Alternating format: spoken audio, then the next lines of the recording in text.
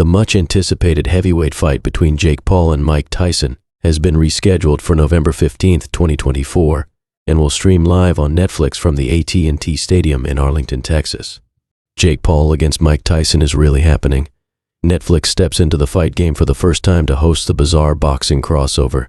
Paul, 27, and Tyson, 57, are set to engage in an exhibition boxing match at AT&T Stadium in Arlington, Texas on November 15. Paul, a YouTuber turned boxer, improved his record to after his July 21 victory in Florida.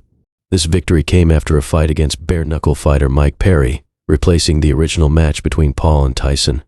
It was initially thought that the pair would be competing in an exhibition bout due to the staggering 31-year age gap between the pair. However, it has since been sanctioned as a professional heavyweight contest under the auspices of the Texas Department of Licensing and Regulations. As a result, knockouts are allowed. Although Egan, who spent 2 years living and training alongside a young Tyson at Customato's famous Catskills boxing gym in New York, isn't expecting it to come to that. Instead, the retired heavyweight thinks the fight will end up being a glorified sparring session, much like Tyson's last outing against Roy Jones Jr. Jake Paul has probably boxed as Mike Tyson on Nintendo and Game Boy a million times, and now he's getting to share the ring with one of the greatest heavyweight champions of all time. For me, it's going to be a glorified sparring session. When Mike boxed Roy Jones Jr., he hit Roy with a body shot and sunk him, and Mike knew he could hurt Roy Jones. Anybody that Mike hits is going to hurt, probably knock out as well, but he carried Roy Jones. I never believed Mike Tyson could carry anybody because when I sparred him at Catskill, every punch he threw was with bad intentions. He was a vicious, ferocious, savage heavyweight. To see him mellow with age is wonderful, and to see what he did with Roy Jones is incredible. Jake Paul was on that undercard, and when he saw Mike pull his punches, they probably felt confident. You've got to admire him for getting in the ring with Mike Tyson, but I don't think Mike will go full force on him. I don't believe that, because if Mike went full force on Jake Paul, he could seriously hurt him, never mind about the age. Mike will have lost a lot of speed with age, but he won't have lost his power, and George Foreman showed that when he knocked out Michael Moorer in the 10th round at 45 years of age. As soon as Michael Moorer slowed down, George knocked him out. The power is always going to be there, but the speed will diminish. Egan then delivered a stern warning to the YouTuber turned boxer. I did a video for Jake, he added, and I said, listen Jake, enjoy the occasion. You've got millions of YouTube fans that will watch you get into the ring with one of the greatest heavyweight champions of all time, but don't try to turn it on, because if you try to turn it on, Mike Tyson will turn you off.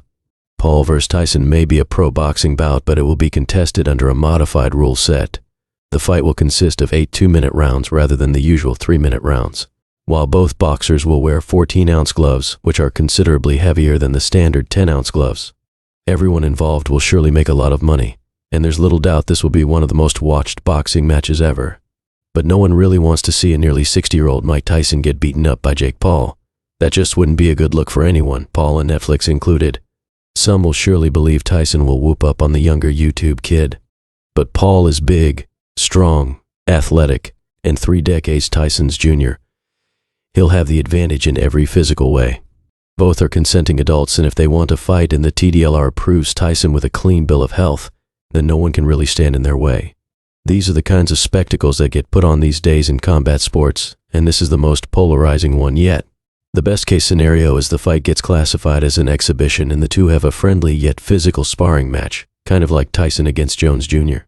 As Coppinger noted, those two weren't throwing with bad intentions back in November 2020, but the crowd still went home satisfied with the event.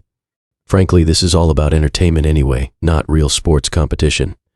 And that's okay if taken at face value.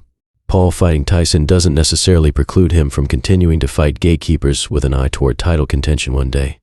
But it's also clear that if these big money events come up, he's not going to turn them down to continue steadily on that championship path against unknowns. For all the criticism that this fight with Tyson will rightly glean, it's pretty remarkable what Paul and most valuable promotions has done in a very short time, putting on major boxing events and building its roster. Paul has made combat sports work for him, rather than vice versa. Paper tiger is what I think of when I hear the name Jake Paul. The term means a person who appears strong on the surface but lacks the necessary skills and experience. It's important to note that Paul has gotten better and has shown some improvements, achieving success since his loss to Tommy Fury. But when I look at this situation with legendary Mike Tyson, who will be 58 by the time the fight happens, one of boxing's all-time iconic figures, returning to the ring against Paul. I can't help but think about our once-called sport and its lifeline. For Jake Paul, it's a chance to silence critics once and for all by stepping into the ring with one of the greatest heavyweights of all time. For Tyson, it's about showing that he's still got the magic, even decades after his prime. But could this really be a competitive fight?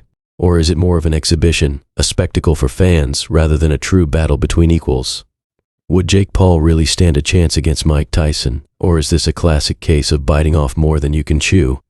Let us know your thoughts in the comments below. And as always, if you enjoyed this video, don't forget to like, share, and subscribe for more boxing news and updates. Many boxing purists have seen a shift in boxing as the business side has taken over.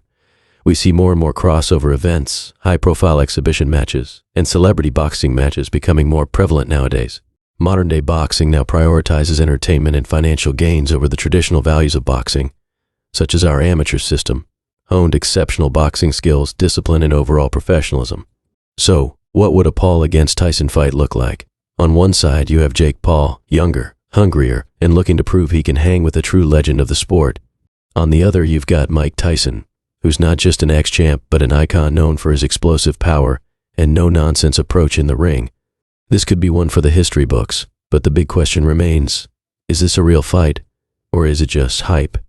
Let's break it down. If this match does happen, what's at stake for both fighters? Rumors have been swirling for months. Some sources say it's a done deal, while others claim it's all smoke and mirrors, just a way to get fans talking. Jake Paul himself has hinted at big plans for 2024, and Tyson has never been one to shy away from the spotlight. But with Tyson's age and Jake's lack of experience against someone of Mike's caliber, there are a lot of questions about how legit this matchup really is.